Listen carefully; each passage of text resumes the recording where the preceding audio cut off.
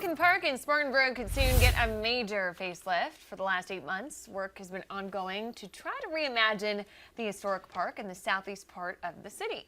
Fox Carolina's Zach Perlutsky explains what changes could be coming and where those in charge of the planning say they are in the process.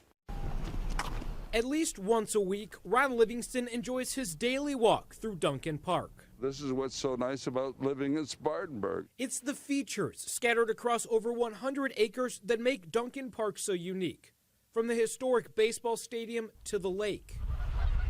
I think the beauty of Duncan Park is the fact that it's unifying. If you look at the number of communities that surround it. But with not a lot of people coming to the park consistently, city leaders and other advocates have been working for months to reimagine the city's largest recreational asset.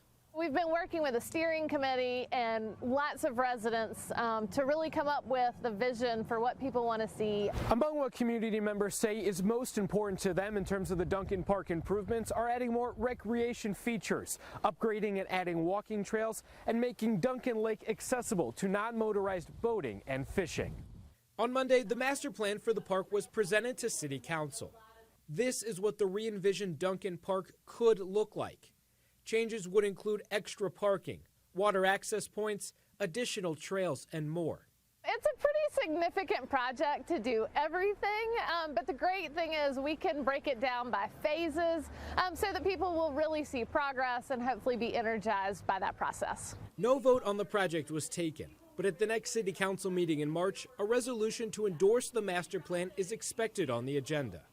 If approved, the next step would be to try and get funding, either privately or through grants. Duncan Park could be the hub of all activity in the city of Spartanburg when it comes to recreation. Our hope is that in 5 to 10 years, you see tons of people out here enjoying it. In Spartanburg, Zach Perlutsky, Fox Carolina News.